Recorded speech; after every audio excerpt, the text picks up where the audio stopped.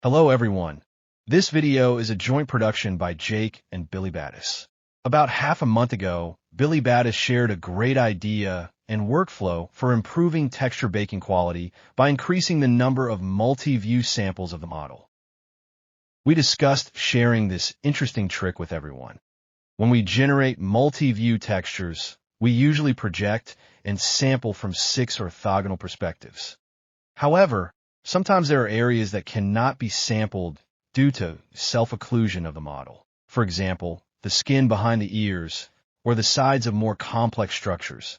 If I add a camera projection from the current angle, I can see behind the ear, which increases the sampling. These two models look no different, so let's look behind the ears.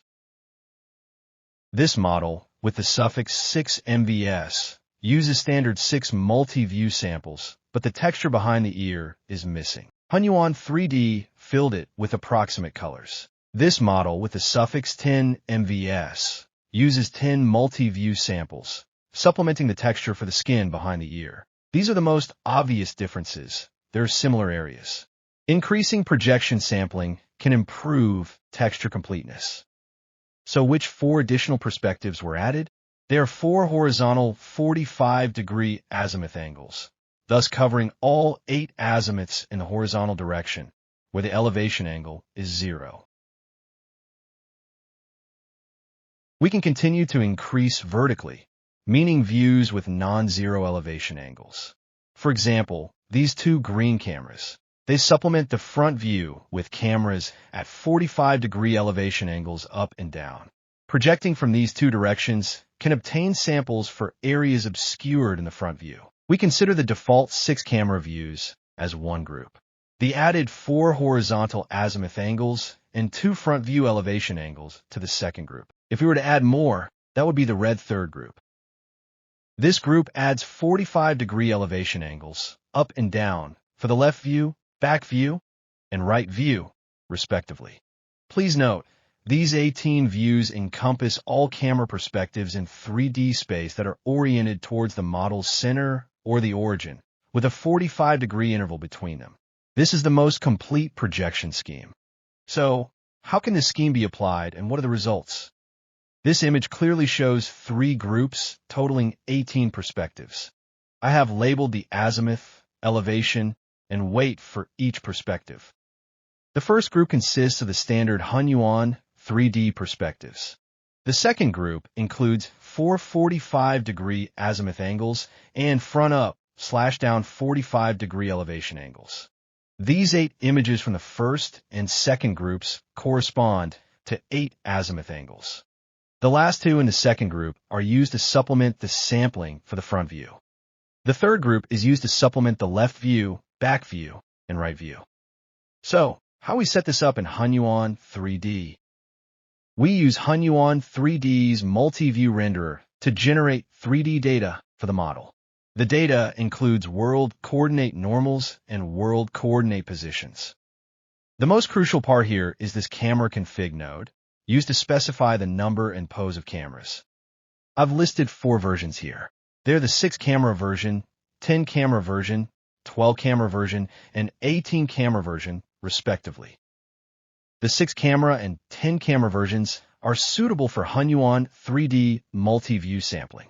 The 12 camera and 18 camera versions are only suitable for another multi-view sampling method. We'll talk about that later.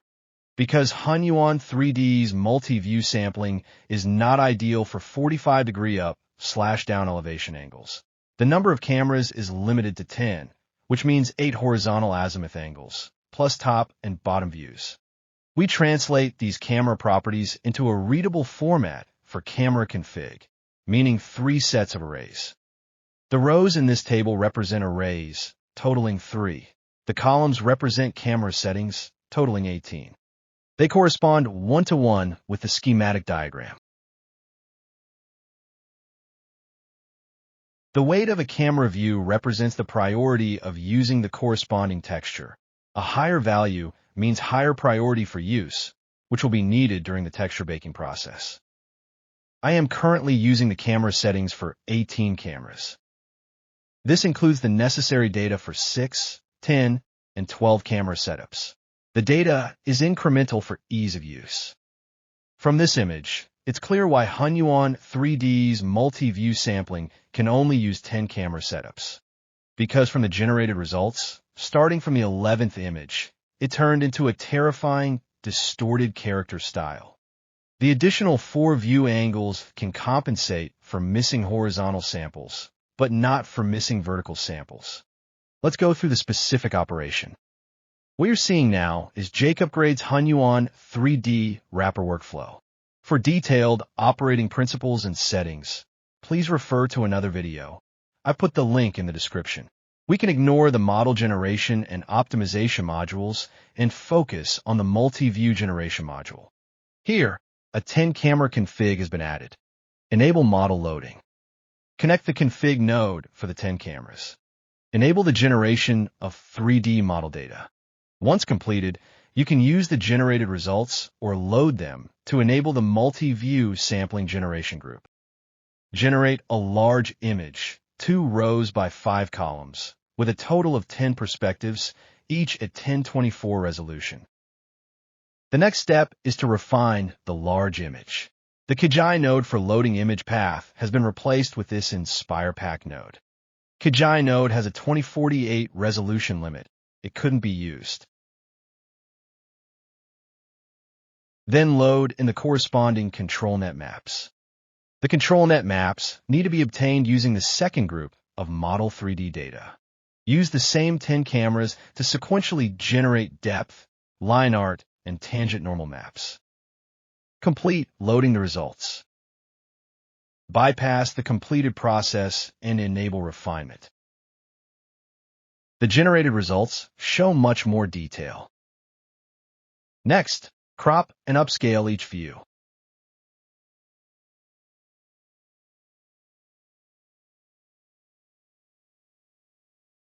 Use the Ultimate Upscale node to upscale each image to 2048 resolution.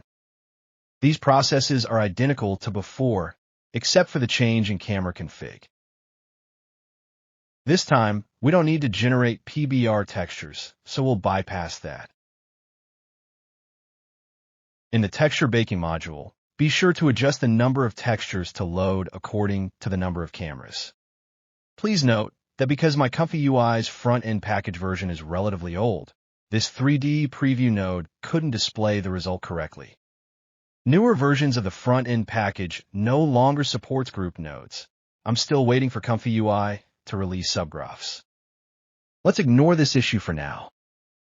To switch the number of camera views, you only need to adjust 2 parameters. One is the number of textures during texture baking. The other is changing the camera config node. Although Hunyuan 3D only supports up to 10 multi-views, I still recommend using it.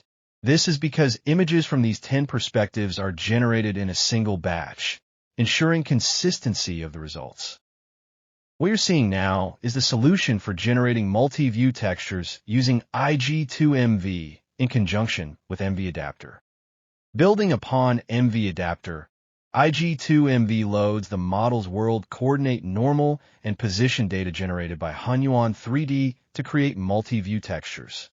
However, its limitation is that it can only generate 6 images per batch. We divided the 18 perspectives into 3 groups. The generated results were also good. It supports multi-view generation with 45-degree up and down elevation angles. In this regard, it's more powerful than Hunyuan 3D's multi-view sampling. The third group is also acceptable. However, careful observers might notice that because they are generated in batches, even with identical parameters, there are still 3 different sets of results. In other words, consistency is still lacking. Although it can generate 12 or 18 views, using it requires some luck. Therefore, 6 views are still primarily used. If you want to use the results generated by IG2MV for baking, first load the texture according to the number of cameras. Then connect the corresponding camera config node. The baked textures of the 18 perspective maps are not ideal, with many blurry and unclear areas. This is because the textures are generated in 3 batches. It is a pity that this is difficult to change at present. I look forward to the update from the author of the MV adapter. You can also use this easy-to-use workflow provided by Billy Battis. Hi, thanks Jake. Johnny 10 here to tell you about Billy's simple or condensed version of Jake's workflow. It does not have as many options as Jake's, and the layout is different. Fitted more to a small page layout to help people that may be overwhelmed by large graphs. If all the connection going everywhere is too confusing, you can go to ComfyUI setting, then to light graph and change link render mode to hidden, and they will go away. Okay, let's talk about the workflow itself. At the top left, you will see some notes. The first note lists the models were used and their download links as well as what folder you need to put them in. The note to the right of that one explains the color coding for the nodes.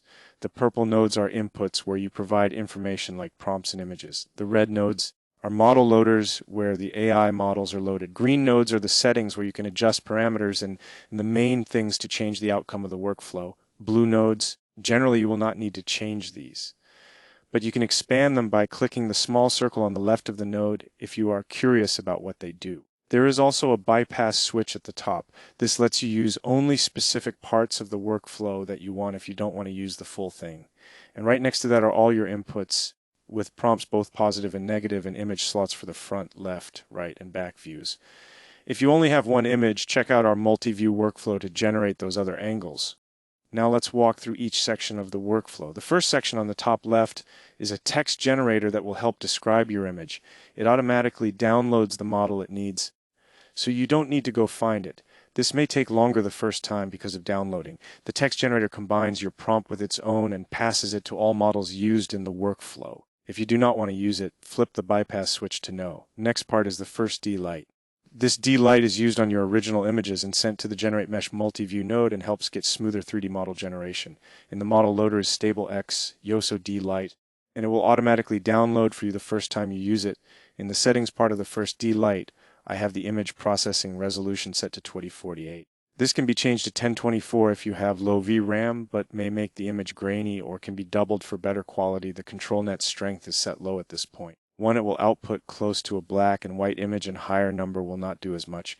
The seed setting can be whatever. There is no one right setting to put everything at, so you may need to play around with them some or change what model you are using to get a different style of output. One row down you have the 3D model creation section.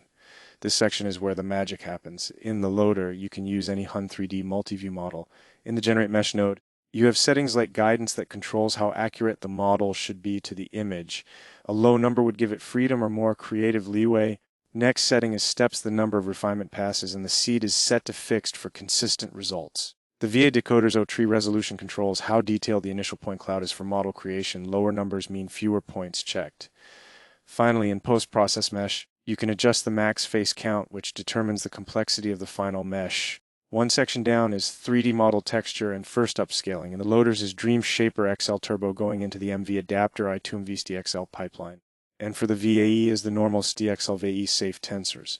In the settings part of this section right now, the workflow makes 12 views instead, so expect this part of the workflow to look different in later releases. The main settings to play with are in the diffuser's IGMV sampler node. The prompt is automatically filled from earlier, and the steps CFG.